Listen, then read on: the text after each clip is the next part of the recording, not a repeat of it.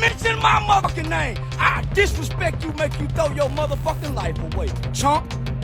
You a chump. You and your clique. Mob ties, nigga. Y'all can suck my dick. Let me tell you something, homie. I didn't have no show. I was working with the same organization that works against you niggas. James Prince got a house full of them niggas. Nigga, them sex offender peddlers. Cause the FBI want the Houston Police Department and James Prince too. Why you think Houston police keep turning the other way on all these murders, nigga? How do you think James Prince can get a police report, nigga, to an open murder investigation that includes his son? And none of the stuff is redacted. None of the information on this mother, none of this names is blotted. How can James Prince get access to that, nigga? So, nigga, he working with the police, I'm working with the government, nigga. Come on out here, nigga. Bring your bitch ass on out here, nigga. We ready for war with anybody to go, anybody, nigga. I ain't just talking. You bitch ass nigga scared of James Prince. Fuck James Prince. Fuck daughter, his kids, his organization, nigga. If you a mob, I'm a... Charleston doesn't tiptoe. He kicks the door down. He days him straight up. Say my name, and I'll show you what disrespect really looks like. No filters, no fear. He calls out the so-called tough guys like they are props in a bad movie. Run up on me, James Prince. He shouts, daring chaos to come his way. I'll go to war with the police, with whoever. I don't care. It's not a threat, it's a declaration.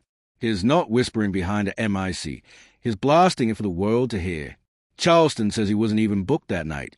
He claims he was with people who work against his enemies, moving like chess pieces. Yeah, make the white boy motorcycle game. Make Taylor Swift check in. Make Khloe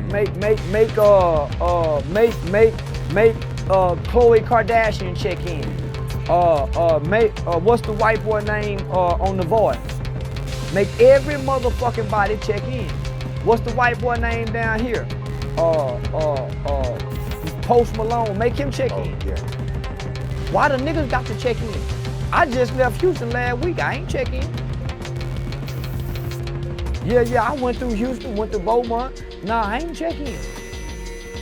So why the niggas got to check in, Mr. Prince? Mob ties? Then, without hesitation, he locks on the biggest name in the room and swings hard. The energy shifts instantly. It's no longer talk, it's war. Jay Prince lives in a mansion built on secrets, and Charleston says that's exactly why Houston cops keep looking the other way. He swears somebody's playing both sides, cleaning up the mess while pretending it never happened. No wonder everyone's forced to check in. He even jokes, well, I'm checking in with the police myself. According to Charleston, the department straight up told him, hey man, you got a problem with Mr. J. Prince. Houston is more of a player town. Real Houston way player. I mean, they ain't just hunting down celebrities. You can go to Houston with your jewelry on. Go to the clubs and have fun. Happen to takeoff was just a fluke. But you can go to Houston and party and have fun all night. Go to different sides of Houston. And you can't do that. No, you can't do that in LA. Even Austin PD, he claims, called asked about it. Like everyone's too scared to say the name out loud. He says a fear runs so deep that calls came in from the mayor's office, the gang unit, even the Houston PD, all too nervous to put anything on record. But here's the wild part. Charleston claims Mr. Prince somehow got his hands on an open murder report tied to his son. That's not street gossip. That's a bombshell. And if that's true, it explains everything. The hush, the hesitation, and why certain cases in Houston never seem to see daylight. Unredacted names, all of it laid out in black and white, and Charleston asked the question everyone's thinking. How the hell do you get access to that without serious inside help? In his view, if Jay Prince is plugged into the police, he's plugged into the whole damn government. Charleston says it's linked up too, just louder and nasty about it, and that the whole setup around Jay Prince Jr. was nothing but a money play, straight-up extortion. He laughs at the hypocrisy. When Mob Tie shows up in Dallas, they're on their best behavior, throwing cash and playing nice, but they only flex on the weak rappers. He name-checks Source Walker like a weather report. Houston's a player town, homie, and paints himself as a one-man army daring anybody to test him. Then he slices the image open. Mob ties? Nah, that's rapper lot ties, he says flatly. To Charleston, they don't move like a real mafia.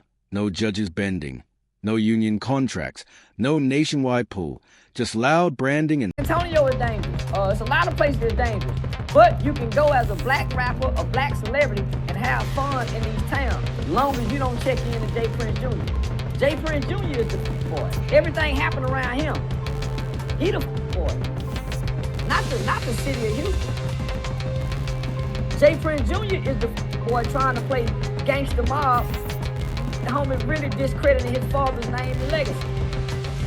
Because it's private kid school, so why would you check into the private kids? Private school.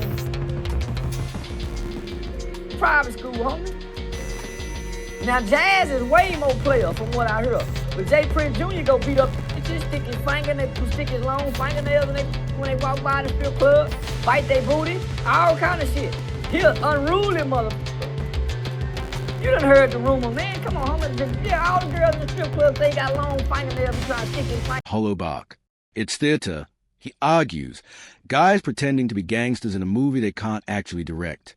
Jay Prince might be a mogul, sure, but is no mob boss, and Charleston won't be silenced, and he sure as hell won't join the act. So he asks the hard part. If he refuses to play by their rules, what's the next move in the war he just declared? Charleston flips the whole check-in culture on its head, clowning the idea that anyone need permission to walk through a city. He says if the rule's real, then it better apply to everyone, not just rappers. Make the celebrities check in. Make the influencers check in. Make the executives check in too. To him, the only people in danger are the ones who get tricked into thinking they need mob ties for protection. Stay away from Jay Prince Jr. and his circle, he says, and you'll move just fine through Houston. But once you start believing that myth, that's when everything goes left. Then he drops another bomb, claims he's got recording from right after Takeoff's death. According to him, Quavo was the only one talking while Takeoff stayed silent. Charleston even hints he knows who made the call to shoot the bad dice. He says that's what happens when you gamble in the wrong circles, when you mix in with Bowie, them boys, and the J Homie crew. But if you play it smart and roll with your own people, Houston's paradise, a city full of money, music, and nightlife energy that never stops. He calls it a player's city, sharp, stylish, and run by black excellence. Yeah, it can get gangster, he says, but only when it has to. His message cuts deeper than the jokes. Stop faking the mob act. Stop turning brotherhood into intimidation. If check-in is really about respect, then make it equal. Make the biker clubs do it. Make the pop stars, TV hosts, and chart toppers sign in too. Keep the same energy across the board, or drop the whole act altogether. Charleston starts name-dropping like he's taking attendance, and then flips it back on himself. He says he just slid through Houston, swung by Beaumont, and didn't ask a soul for permission. Take them restrictions off. Homie, we don't owe you all nothing, he says, laughing at the entire system. To him, it's all theater. You'll want to enjoy the entertainment? Cool. I can hire a white sheriff to protect me, but I'd rather hire a black-owned security company. Then he throws in a jab. But if I got to check in because you're dropping tips on me, I'll just hire the white ones instead. He draws his line with one sentence. You don't make the police check in, so why us? That's the hypocrisy he keeps calling out. If mob ties really ran the city like they claim, then everyone, judges, police chiefs, beat cops, would be paying the same toll. The real mob made everybody pay. He says, not just their own people. That's why he says he can't respect what it's become. Then he twists the knife a little deeper, saying, Whack 100 done tricked Mr. Prince. Man, Mr. Prince don't even talk like that. Charleston didn't check in, didn't text, didn't tap nobody, and is proud of it. His standing on that is proof that the so-called rules are just smoke. Now he's throwing a question back at everyone else. If mob ties are really the gatekeepers, then why are the biggest stars, influencers, and business elites walking through Houston untouched? No stamp, no check-in, no consequences? He starts calling names like he's taking attendance, then points right back at himself. I just rolled through Houston, slid over to Beaumont. No hall passes, no permissions. Take them restrictions off. We don't owe you all nothing, he says, mocking the whole idea that rappers got to check in to move freely. He jokes about hiring a black-owned security team, but flips it quick. If I got to check and cause you're dropping tips on me, I'll go get the white sheriffs instead. His message cuts deep. You don't make police check in, so why make rappers kneel?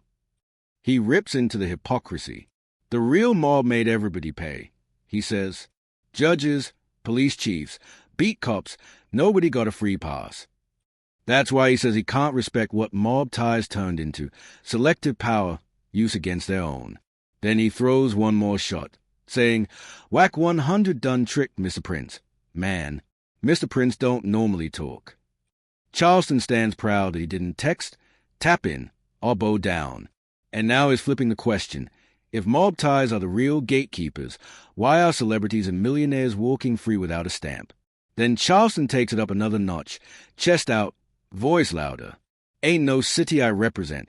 I represent a nation, he says. He boasts about his land, his security, his readiness for war. Run up on me, James Prince.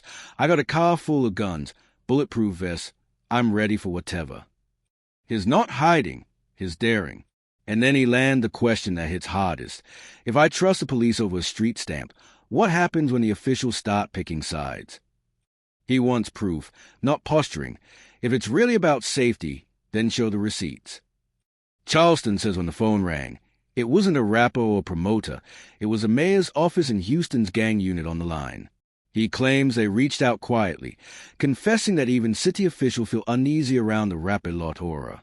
And to him, that said everything. If the city's own people feel that pressure, he argues, then this ain't culture, it's control. That's why he draws a hard line. If he ever checks in, it won't be with a crew or a clique. It'll be with people who file case numbers, not make threats. The badge, he says, is the only pass that counts. From there, he flips the whole safety protocol narrative on its head. If Houston really wants to protect artists, he says it should happen through law enforcement, official, documented, and equal for everyone. No backroom deals or selective passes for whoever's in favor that week. Real security isn't performative, he says. You don't talk about it on podcasts. You file it, timestamp it, and move on. His words sting because they expose something bigger. If big names can pull open files and unredacted reports, that's not influence, that's infiltration. When fear becomes a foundation, he warns, people start calling it order. He stands on that code, even if it means being called a snitch. He says he'll trust paperwork over promises any day. Police don't need a handshake, he says. They need reason, reports, and statutes. If Houston really wants peace, that's where it starts. Not in strip clubs, not in studios, but in structure. Then he twists the knife. If Houston's truly the player town it claims to be, how did one of its darkest nights unfold under the brightest lights? Charleston says Houston's supposed to be the city where you can wear your jewelry, hit the clubs, and walk out alive, not a hunting ground for artists. Takeoff's death, he insists, was a tragic fluke, not the city's nature. He still calls Houston paradise, a place built on money, music, and nightlife, not intimidation. But then he circles back to the so-called ritual of checking in and calls it what it really is, pressure dressed up as protection. Mob ties only flexes on the weak, he says, never the equals. When they come to Dallas, he adds, they act polite, throwing money, smiling, and keeping the peace. He name-drops Sauce Walker as proof that Houston's true DNA is game, not fair. Then he takes a sharp jab. If the city runs on real player energy, why does anyone need a sponsor to breathe? He breaks it down like business. Selective enforcement sold as safety. Real protection doesn't charge a subscription fee, he says. And it doesn't vanish when the cameras stop rolling. His voice cuts through the noise. Pressure that only bites weak rappers isn't power, it's branding. And if the logo is louder than the leverage, he asks, how mob is mob ties, really? Charleston doesn't just poke the myth, he dismantles it. A real mob moves judges, controls unions, and writes contracts, he says. It don't trend on hashtags or flex on podcasts. What's being sold as mob ties, to him, is costume power, loud wardrobe, lightweight. And he doesn't hold back on Junior, saying the chaos always follows him, not the city. The legacy is real, he admits, but the son's performance, That's the liability. Then Charleston drags what everyone whispers about into the spotlight. The clubs, the gossip, the contradictions.